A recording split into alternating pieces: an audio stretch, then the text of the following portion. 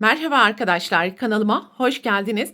Bugünkü videomda bir önceki videoda yapılışını anlatmış olduğum tığ işi gül buket bardak altlıklarına takım olması için ve davet sofralarınıza şık bir sunum kazandırmak adına aynı model ve aynı renkleri kullanarak tığ işi gül buket servis altlığı yapılışını anlatacağım. Umarım sizler için faydalı bir video olur. Daha önceki videomda bardak altlarını bu şekilde içeriye doğru katladığımız zaman küçük bir gül buketi oluşurken yapacağımız servis altlığını yine içerideki başlangıç noktasından yukarıya doğru birleştirdiğimiz zaman büyük bir gül buketi elde etmiş olacağız. Servis altlığının yapılışında kullanacağım iplerin markasını ve renk numaralarını videomun açıklamalar kısmına bıraktım. Oradan bakabilirsiniz. Tığ numarası olarak 2,20 mm ile servis altlıklarını öreceğiz. Desteğinizi göstermek adına kanalıma abone olarak videomu beğenmeyi, sevdiklerinizle paylaşmayı ve lütfen düşüncelerinizi yorumlar kısmında belirtmeyi unutmayın. Hazırsanız haydi vakit kaybetmeden servis altlığının yapılışına başlayalım. Servis altlığının yapılışına sihirli halka yaparak başlayalım. 2 zincir, halkanın içerisine ikili trabzan yapalım ve başlangıç zinciri ile birlikte toplam 12 tane ikili trabzan yapacağız.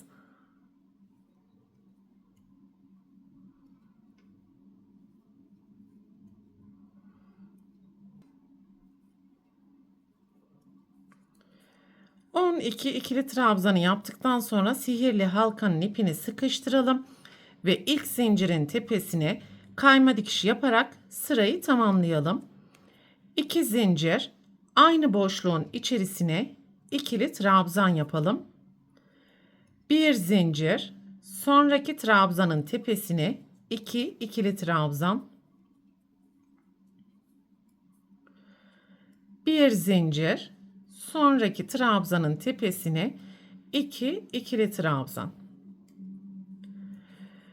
Ve alt sırada yapmış olduğumuz 12 ikili trabzanın her birinin tepesine çift ikili trabzan yaparak sıra sonuna kadar devam edeceğiz ve toplam 12 tane grup oluşturacağız arkadaşlar. Gruplar arasında da bir zincir yapmayı unutmayalım. Sıranın sonuna geldiğimiz zaman bir zincir ve ilk zincirin tepesine kayma dikişi yapalım. 2 zincir, sonraki trabzanın tepesine 2 ikili trabzan.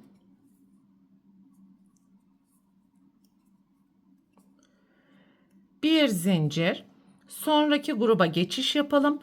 Birinci trabzanın tepesine 1, ikinci trabzanın tepesine 2 ikili trabzan yaparak toplam 3 tane ikili trabzan elde edelim.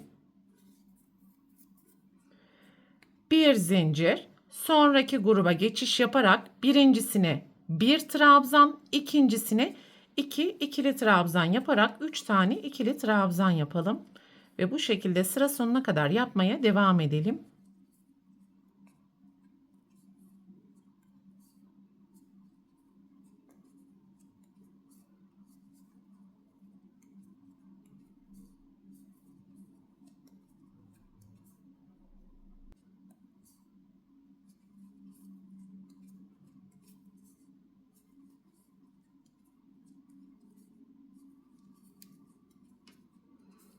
Sıranın sonuna geldiğimiz zaman bir zincir yaparak ilk zincirin tepesine kayma dikişi yapalım.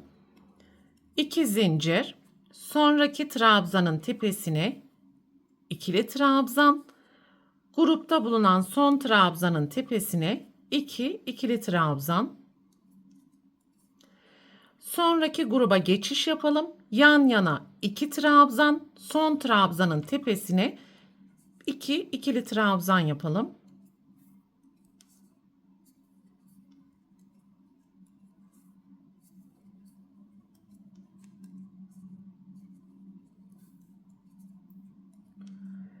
Bir zincir. Sonraki grupta bulunan 2 trabzanın tepesine birer tane ikili trabzan, son trabzanın tepesine 2 ikili trabzan yaparak toplam 4 tane ikili trabzan yapacağız. Ve bu şekilde sıra sonuna kadar yapmaya devam edeceğiz.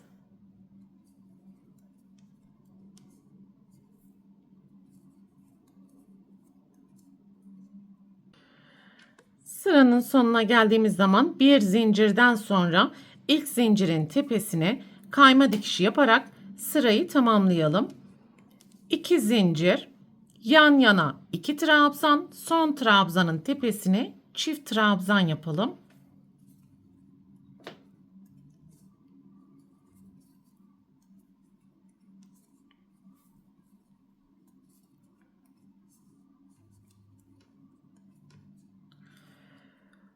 Sonraki gruba geçiş yaparak yan yana 3 trabzan, son trabzanın tepesine 2 trabzan yaparak toplam 5 tane ikili trabzan yapalım ve gruplar arasında bir zincir yapmaya devam edeceğiz.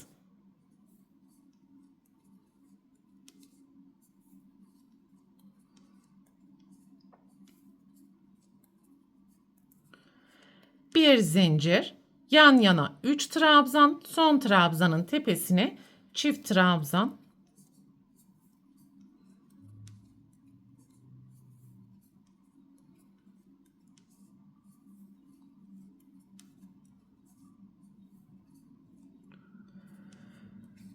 Ve bu şekilde sıra sonuna kadar yapmaya devam edeceğiz arkadaşlar. Üçüncü sıradan sonra her sırada desen kendisini tekrar edecek. Ve yapacağımız her sırada alt sırada bulunan trabzanlardan son trabzana gelene kadar yan yana ikili trabzan, son trabzanların tepesine daima çift trabzan yapacağız. Bakın ikinci sırada 2 trabzan yaptık. Üçüncü sırada her grupta 3 trabzan, dördüncü sırada her grupta 4 trabzan ve 5. sıraya geçtiğimiz zaman her grupta 5 tane trabzan elde etmiş olduk. Ve bakın ikinci sıradan sonra her sıradaki grupta bulunan son trabzanın tepesine çift trabzan yaparak ilerledik. Ve istediğiniz servis altlığı büyüklüğü olana kadar bu şekilde deseni yukarıya doğru yükseltmeye devam edebilirsiniz. Tercihinize göre 7 sıra, 8 sıra ya da 9 sıra yapabilirsiniz. Kaç sıra yapmak isterseniz, mesela 9 sıra yaptıysanız yaptığınız sıranın her trabzan grubunda 9 tane trabzan olması gerekiyor. 8 sıradan oluşan servis altlığı yapmak isterseniz her gruptaki trabzan sayısının 8 adet olması gerekiyor. Evet arkadaşlar, dairede istediğim büyüklük olana kadar deseni bu şekilde yukarıya doğru yükselttim ben. Ve sihirli halka boşluğundan sonra toplam 13 sıra yaptım. Burada daireyi yükseltirken dikkat edeceğiniz en önemli nokta, yapacağınız sıra sayısının tek sayı kadar olması gerekiyor. Yani 9 sıra, 11, 13, 15 sıra gibi tek sayıları kullanacaksınız. Ve 13. sırada her bir trabzan grubunda yan yana toplam 13 tane ikili trabzan yaptım. Bir zincir yaptıktan sonra ilk zincirin tepesine kayma dikişi yaparak sırayı tamamlayalım ve bir zincir yaptıktan sonra ipi keserek yeşil renk ile gülün yapraklarını yapmaya başlayalım.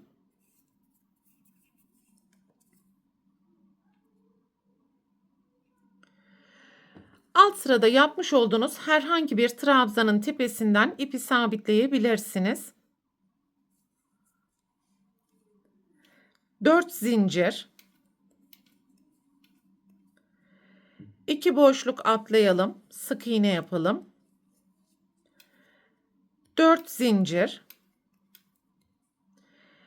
2 tane ilmeği atlayalım. Gruplar arasında yapmış olduğumuz zinciri de ilmek olarak saydığımızdan dolayı buradaki sık iğneyi yapmış olduğumuz zincirin tepesine yapalım. 4 zincir, zincirden sonra 1, 2 ilmek atlayalım ve sık iğne yapalım. Tekrar 4 zincir, 2 boşluk atlayalım, sık iğne ve ortadaki zincir boşluğuna kadar bu şekilde 4 zincir ve sık iğne yaparak devam edelim.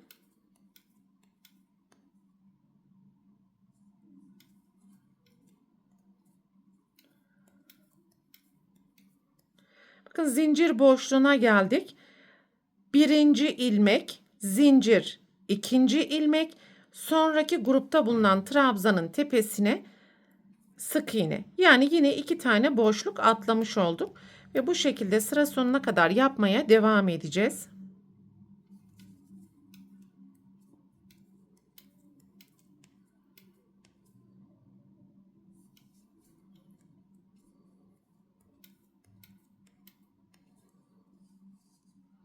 Sıra sonuna gelene kadar yan yana zincir boşluklarını oluşturdum ve şu anda toplam 55 tane zincir boşluğu oluştu arkadaşlar.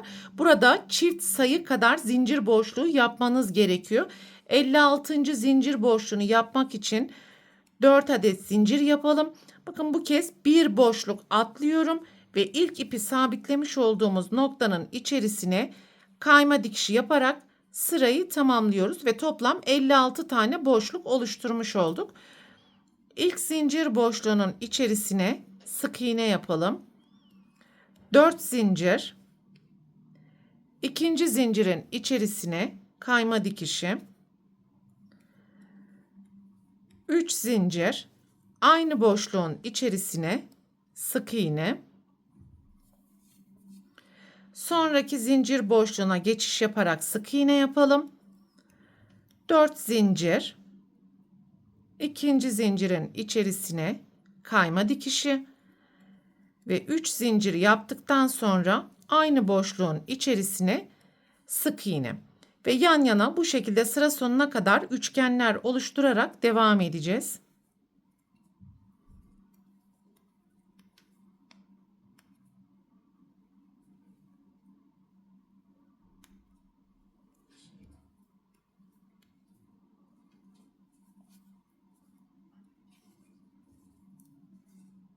Üçgen desenlerinde sıranın sonuna ulaştığımız zaman son bir boşluk kaldı. Buraya da önce sık iğne yapalım. 4 zincirden sonra ikinci zincirin içerisine kayma dikişi. 3 zincir, aynı boşluğun içerisine sık iğne ve ilk yapmış olduğumuz kayma dikişi boşluğuna tekrar kayma dikişi yapalım.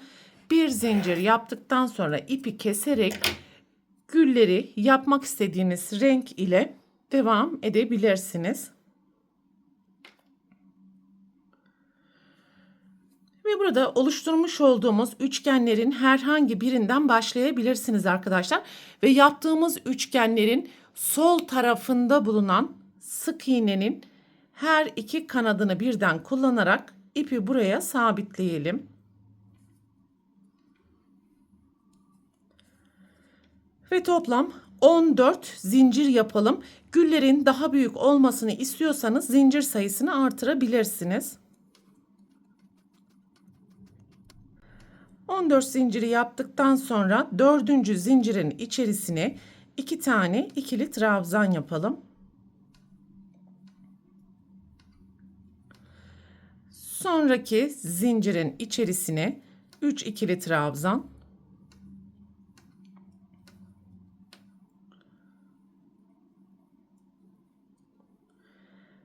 Sonraki zincire ve yapmış olduğumuz diğer tüm zincirlerin içerisine 3 ikili trabzan yaparak devam edelim.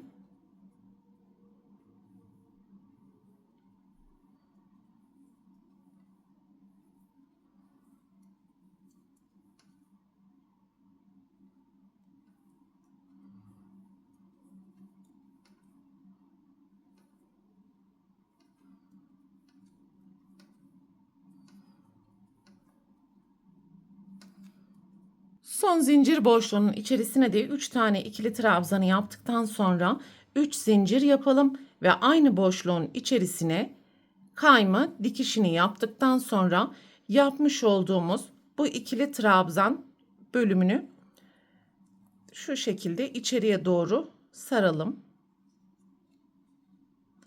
Görmüş olduğunuz gibi gül görüntüsünü vermiş olduk. Ve desenin arka tarafını çevirelim. Bakın burada yapmış olduğumuz trabzan boşlukları var. Herhangi bir trabzan boşluğundan ve son yapmış olduğumuz yine trabzanların da herhangi birinin içerisinden ilmek çıkartarak kayma dikişi yapalım. Ve burayı yaptıktan sonra sonraki aynı boşlukta bulunan, bakın şu şekilde sık iğnenin kanatlarını kullanarak kayma dikişi yapacağız.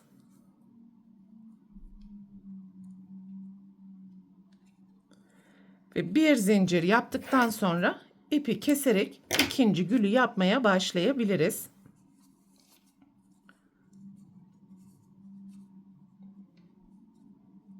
İkinci güle başlarken yapmış olduğumuz birinci gülden sonra ikinci üçgenin sol tarafındaki sık iğnenin alt tarafından ipi sabitleyeceğiz ve şu an desenin ön yüzündeyiz.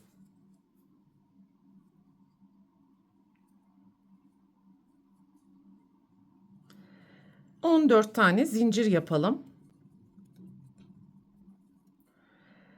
Dördüncü zincirin içerisine 2 ikili trabzan. Birinci gül deseninde yapmış olduğumuz işlemlerin aynısını tekrar edeceğiz. Yapmış olduğumuz tüm zincirlerin içerisine 3 tane ikili trabzan yapacağız. Yan yana trabzanları yaptıktan sonra son zincirin içerisine 3 zincirden sonra kayma dikişi yapalım. Ve gülü kendi ekseni etrafında çevirdikten sonra desenin arka tarafını çevirerek karşılıklı ilmeklerin içerisinden kayma dikişini yapalım.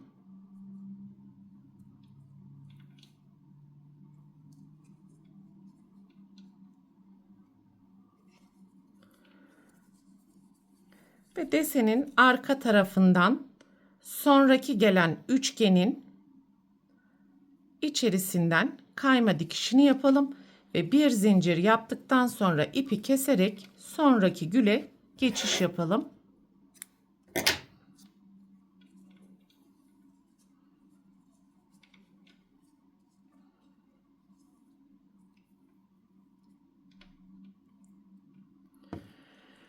En sonki yapmış olduğumuz gülden sonra gelen ikinci üçgenin sol tarafındaki sık iğnenin içerisinden ipi sabitleyerek 14 zincirin üzerine buradaki trabzanları yaparak gül desenini oluşturalım ve sıra sonuna kadar bu şekilde yapmaya devam edelim ve daima iki gül arasında 2 tane üçgen deseninin olması gerekiyor. Evet arkadaşlar, sıra sonuna gelene kadar bu şekilde yan yana gül desenlerini yaprakların üzerine yerleştirdim. Ve hem başlangıç hem de bitiş iplerini yine güllerin arasından düğüm yaparak gizledim. Son 2 tane gizlemeyi de birlikte yapalım. Önce bu iki parçayı düğüm yapalım.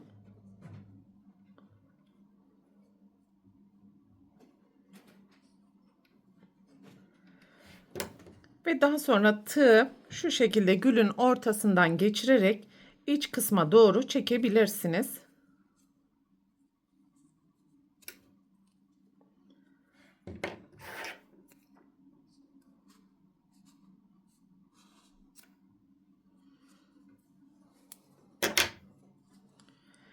Diğerine de aynı işlemi uygulayalım.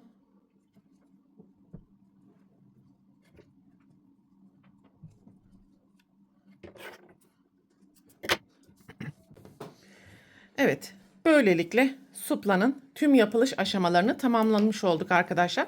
Bu şekilde bardak altlığıyla birlikte de davet sofralarınıza, masalarınıza şık bir sunum kazandırabileceksiniz. İsterseniz bu şekilde de kullanabilirsiniz. Bu videoda anlatacaklarım bunlardan ibaretti. Umarım sizler için faydalı bir video olmuştur.